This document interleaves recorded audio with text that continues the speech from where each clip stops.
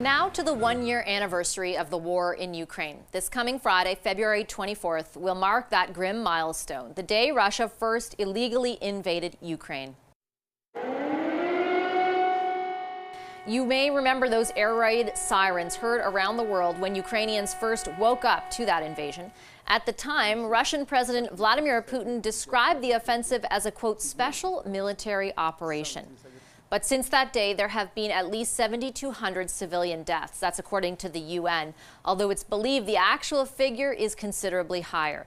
And more than 8 million Ukrainians have been forced to flee their homes.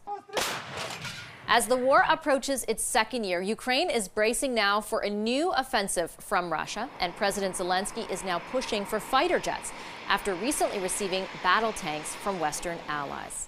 Here now for an exclusive Canadian interview is Vitali Klitschko, the mayor of Kyiv. Hi, Mayor Klitschko. Very good to have you on our program today. Mayor, I know that you're at the security conference there, and I was wondering what your primary message to foreign politicians who are assembled there. What is your message to them today? Today's main security conference, safety right now, the main question for millions of people in Ukraine and also millions of people around the world.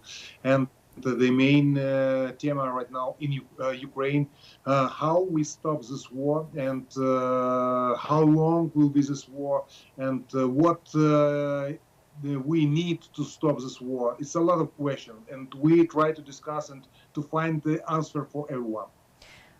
If you are asked the question there, what does Ukraine need to stop this war? What is, I know it's not a simple answer, but what is your answer to that?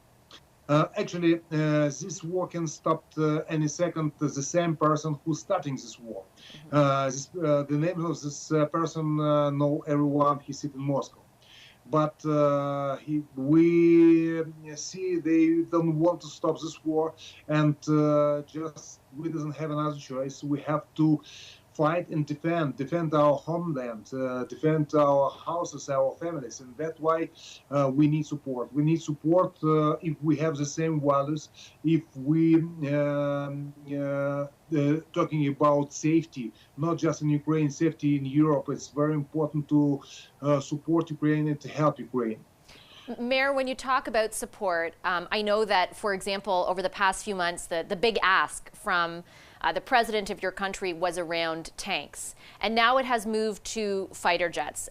Can you describe for us, or for Canadians listening today, why fighter jets and the donation of them to Ukraine is so important?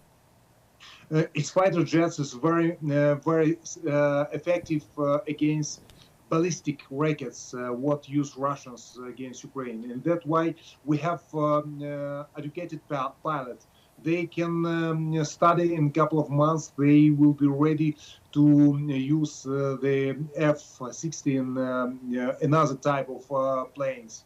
It's actually right now a safety. Safety is priority, and we receive right now anti-air system, anti-rocket system, and right now the all rockets what Russians sent, for example, to our hometown, to Kyiv, was shut down. It's actually new technology work well, but we need the help. We need much more weapons. It's actually from support of Ukraine. It depends how quickly we stop this war, how quickly we finish this war, because we're talking about defensive weapon, because we defend our homeland.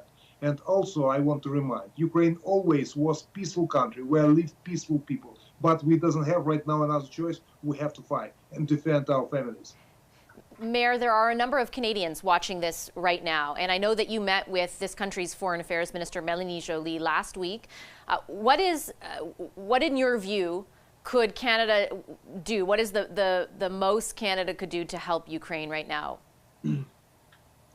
Right now in Munich Security Conference, we feel how big coalition around Ukraine is big coalition around the values, and actually it's unity around Ukraine.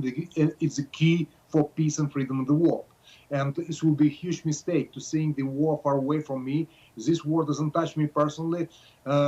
it's a huge mistake. It's please don't forget, Putin talking about nuclear weapons, and one example, one of the biggest nuclear power station in Ukraine, in Zaporizhzhia, was on the fire.